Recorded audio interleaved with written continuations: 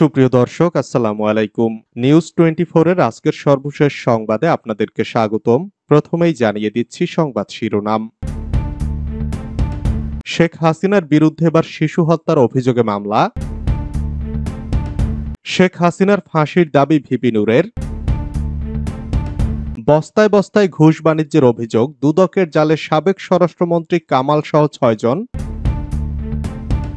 দেশবিরোধী সব চক্রান্ত ঐক্যবদ্ধভাবে প্রতিরোধ করতে হবে, হুঁশিয়ারি মামুনুল হকের। ঝামেলা করলে আওয়ামী লীগের পরিণতি শুভ হবে না, নয়াপল্টনে অবস্থান কর্মসূচিতে বললেন ফখরুল। বিএনপির দু গ্রুপের সংঘর্ষ, বাড়ি ও অফিস ভাঙচুর, মোটরসাইকেল অগ্নিসংযোগ। শুনছিলেন সংবাদ শিরোনাম। পুরো খবর পেতে ভিডিওটি শেষ পর্যন্ত দেখুন। সর্বশেষ সংবাদ পেতে চ্যানেলটি সাবস্ক্রাইব করুন। এবার বিস্তারিত। শেখ হাসিনার বিরুদ্ধে এবার শিশু হত্যার অভিযোগে মামলা। এবার রাজধানীর মোহাম্মদপুর এলাকায় মাদ্রাসা ছাত্র জোবাইদ হোসেন ইমনকে হত্যার অভিযোগে ক্ষমতাচ্যুত প্রধানমন্ত্রী শেখ হাসিনা, আওয়ামী লীগের সাধারণ সম্পাদক ওবায়দুল কাদের সহ 16 জনের বিরুদ্ধে মামলা হয়েছে। ঢাকার চিফ মেট্রোপলিটন ম্যাজিস্ট্রেট আদালতে মামলাটি করেন জোবাইদের বাবা আব্দুল্লাহ আবু সাইদ ভুইয়া।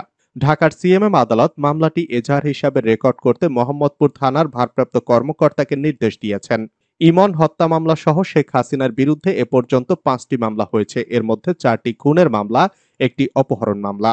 শেখ হাসিনা ও ওবায়দুল কাদের ছাড়াও মামলার অন্য আসামিরা হলেন সাবেক আইনমন্ত্রী আনিসুল হক, সাবেক স্বরাষ্ট্রমন্ত্রী আসাদুজ্জামান খান কামাল, স্থানীয় সরকার ও পল্লী উন্নয়ন মন্ত্রী তাজুল ইসলাম, বস্ত্র ও পাট মন্ত্রী জাহাঙ্গীর কবির নানক, সাবেক সংসদ সদস্য মোস্তফা জালাল মহিউদ্দিন, সাবেক পররাষ্ট্রমন্ত্রী হাসান মাহমুদ, সাবেক তথ্য সম্প্রচার প্রতিমন্ত্রী মোহাম্মদ আরাফাত, সাবেক প্রধানমন্ত্রী বেসরকারি শিল্প ও বিনিয়োগ বিষয়ক উপদেষ্টা সালমান এফ রহমান, সাবেক আইজিপি চৌধুরী আব্দুল্লাল মামুন, ডিএমপির সাবেক কমিশনার হাবিবুর রহমান, র্যাবের সাবেক মহাপরিচালক হারুনার রশিদ, ডিএমপির সাবেক অতিরিক্ত কমিশনার খন্দকার মহিউদ্দিন, ডিবির সাবেক প্রধান হারুনার রশিদ ও সাবেক যুগ্ম কমিশনার বিপ্লব কুমার সরকার। শেখ হাসিনার ফাঁসির দাবি ভিপি নূরের। গণ অধিকার পরিষদের একাংশের সভাপতি ও ডাকসুর সাবেক ভিপি নুরুল হক নূর বলেছেন, বৈষম্য বিরোধী আন্দোলনে ছাত্র জনতার উপর গণহত্যা চালিয়েছিল আওয়ামী লীগ সরকার। এই গণহত্যার মূল পরিকল্পনাকারী শেখ হাসিনা, তাকে ভারত থেকে ফিরিয়ে এনে বিচারের মুখোমুখি করতে হবে, ফাঁসি দিতে হবে।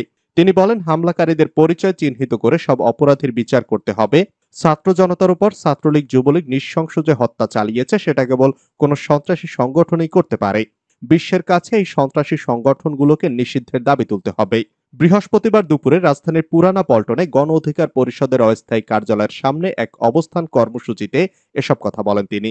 দেশের গণতান্ত্রিক ব্যবস্থা ধ্বংস করে ফ্যাসিবাদ কায়েম, পিলখানায় সেনা অফিসার হত্যা, শাপলা চত্বরে আলেম হত্যা সহ সাম্প্রতিক বৈষম্য বিরোধী আন্দোলনে ছাত্র জনতার হত্যাকারীদের বিচার সহ জড়িত সকলের বিচার এবং গণহত্যায় জড়িত অভিযোগে আওয়ামী লীগ, ছাত্রলীগ, যুবলীগকে নিষিদ্ধের দাবিতে গণ অধিকার পরিষদের উদ্যোগে এই অবস্থান কর্মসূচি পালিত হয়।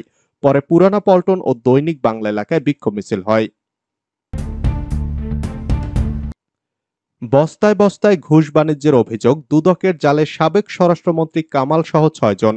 সিন্ডিকেটের মাধ্যমে বিভিন্ন কায়দায় ঘুষ লেনদেন ও নিয়োগ বাণিজ্যের অভিযোগে সাবেক স্বরাষ্ট্রমন্ত্রী আসাদুজ্জামান খান কামাল সহ 6 কর্মকর্তার বিরুদ্ধে অনুসন্ধান শুরু করেছে দুর্নীতি দমন কমিশন। বৃহস্পতিবার সংস্থার প্রধান কার্যালয় থেকে এর সিদ্ধান্ত নেওয়া হয়েছে। উপপরিচালক মোহাম্মদ জাহাঙ্গীর আলমের নেতৃত্বে গঠন করা হয়েছে একটি অনুসন্ধান টিম।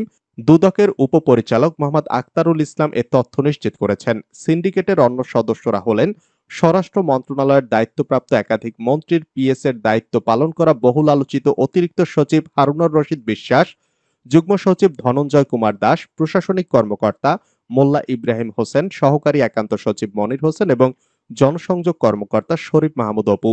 দুর্নীতি দমন কমিশনের কাছে অভিযোগ আছে, সাবেক স্বরাষ্ট্রমন্ত্রী আসাদুজ্জামান খান কামাল স্বরাষ্ট্রমন্ত্রীর দায়িত্ব পাওয়ার পর থেকেই বেসুমার ঘুষ বাণিজ্যে মেতে ওঠেন। কথিত আছে, ঘুষ হিসাবে তিনি বস্তা ভর্তি টাকা নিতেন। পুলিশ, মাদকদ্রব্য নিয়ন্ত্রণ অধিদপ্তর ও ফায়ার সার্ভিস থেকে এই টাকা আদায় করে পৌঁছে দেওয়া হতো ধানমন্ডি ও ফার্মগেটের বাসায়। প্রতি রাতে এসব সংস্থার কর্মকর্তাদের আনাগোনা ছিল তার বাসায়। দেশবিরোধী সব চক্রান্ত ঐক্যবদ্ধভাবে প্রতিরোধ করতে হবে, যা বললেন মামুনুল হক। বাংলাদেশ খেলাফত মজলিসের মহাসচিব মাওলানা মোহাম্মদ মামুনুল হক বলেছেন, আগস্ট মাস দেশের জনগণের জন্য বিজয়ের মাস। জাতির চেতনার সঙ্গে সহমত পোষণ করে 5ই আগস্টের বিপ্লবকে মহিমান্বিত করার জন্য 15ই আগস্টের শোক দিবস বাতিল করায় অন্তর্বর্তীকালীন সরকারকে ধন্যবাদ জানাই। তিনি বলেন, শেখ হাসিনা পালিয়ে প্রতিবেশী দেশ ভারতে আশ্রয় নিয়েও চুপ করে বসে নেই, বরং সেখান থেকে উস্কানি দিয়ে জনগণের রক্তে অর্জিত স্বাধীনতাকে নষ্ট করতে এদেশীয় দোসরদের মাঠে নামিয়ে নৈরাজ্য সৃষ্টি করতে চায়। বৃহস্পতিবার বায়তুল মোকাররম উত্তর গেটে বাংলাদেশ খেলাফত মজলিস ঢাকা মহানগরের উদ্যোগে নৈরাজ্যবাদ বিরোধী গণমিছিল পূর্ব সমাবেশে প্রধান অতিথির বক্তব্যে মামুনুল হক এসব কথা বলেন। তিনি বলেন, এদেশের মানুষ অতীতেও সাম্প্রদায়িক সম্প্রীতির নজির স্থাপন করছে, বর্তমানেও করছে, যার দৃষ্টান্ত মাদ্রাসার ছাত্র ও ইসলামী দলের নেতাকর্মীরা সংখ্যালঘু ধর্মাবলম্বীদের উপাসনালয় ও ঘরবাড়ি পাহারা দিয়েছে। কোথাও কোনো অপ্রীতিকর ঘটনা ঘটেনি। তিনি দেশবাসী ও দলীয় নেতাকর্মীদের উদ্দেশ্যে বলেন, পরাজিত শক্তি দেশে বিশৃঙ্খলা সৃষ্টির পায়তারা করছে, অর্জিত বিজয়কে বিনষ্ট করতে নানামুখী চক্রান্ত করছে। তাদের ষড়যন্ত্র রুখতে পাড়া মহল্লায় সংগ্রাম পরিষদ গঠন করে ঐক্যবদ্ধভাবে নৈরাজ্য ও সন্ত্রাসের বিরুদ্ধে প্রতিরোধ গড়ে তুলতে হবে। ঝামেলা করলে আওয়ামী লীগের পরিণতি শুভ হবে না, নয়াপল্টনে অবস্থান কর্মসূচিতে ফখরুল। ছাত্র জনতার উপর গুলি চালিয়ে গণহত্যাকারী এবং খুনি হাসিনা সহ তার দোসরদের বিচারের দাবিতে ঢাকা সহ সারা দেশে অবস্থান কর্মসূচি করেছে বিএনপি। সকালে কেন্দ্রীয় শহীদ মিনারে ছাত্রদলের অবস্থান কর্মসূচি করে। একই সময় বৃহস্পতিবার বায়তুল মোকাররম জাতীয় মসজিদ 1 নং গেটে অবস্থান করে ঢাকা মহানগর দক্ষিণ বিএনপি। এই কর্মসূচিতে নেতৃত্ব দেন দক্ষিণের আহ্বায়ক রফিকুল আলম মজনু। বিকালে রাজধানীর নয়াপল্টন দলের কার্যালয়ের সামনে কেন্দ্রীয় বিএনপির উদ্যোগে অবস্থান কর্মসূচি অনুষ্ঠিত হয়। এতে প্রধান অতিথির বক্তব্যে বিএনপি মহাসচিব মির্জা ফখরুল ইসলাম আলমগীর বলেন, ক্ষমতাচ্যুত হওয়ার পর আবারও ঝামেলা করলে আওয়ামী লীগের পরিণতি শুভ হবে না। সুতরাং এখনো সময় আছে, আপনারা আর ঝামেলা কইরেন না, কারণ ঝামেলা করলে আপনারা টিকতে পারবেন না। এছাড়া বিকালে নিউ মার্কেট, ধানমন্ডি ও হাজারীবাগ থানা বিএনপির নেতাকর্মীরা অবস্থান কর্মসূচি করেছেন। বিএনপির দু গ্রুপের সংঘর্ষ, বাড়ি ও অফিস ভাঙচুর, মোটরসাইকেলে অগ্নিসংযোগ। ছাত্রদল কর্মী শচীন বিশ্বাস সাজু হত্যাকাণ্ডের জেরে ঈশ্বরদীতে বিএনপির দু গ্রুপে ব্যাপক সংঘর্ষের ঘটনা ঘটেছে। বৃহস্পতিবার দুপুরে উপজেলার নতুন রূপপুর করইতলা এলাকায় এ সংঘর্ষের ঘটনা ঘটে। এতে প্রতিপক্ষের একটি বাড়ি, অফিস ভাঙচুর ও দুটি মোটরসাইকেলে অগ্নিসংযোগের ঘটনা ঘটেছে। স্থানীয়রা জানান, বিএনপির সাবেক জেলা সভাপতি ও সাবেক এমপি সিরাজুল ইসলাম সর্দার সমর্থিত উপজেলা ছাত্রদলের সাবেক সাধারণ সম্পাদক তানভীর হাসান সুমনের করাইতলার অফিসে ও বাড়িতে অতর্কিত হামলা চালায় কিছু দুর্বৃত্ত। এ সময় তাদের প্রতিহত করতে গেলে দুই গ্রুপের মধ্যে সংঘর্ষ হয়। তানভীর হাসান সুমন অভিযোগ করে বলেন, একদল দুর্বৃত্ত মোটরসাইকেলে এসে আমার বাড়ি ও অফিসে হামলা চালায়।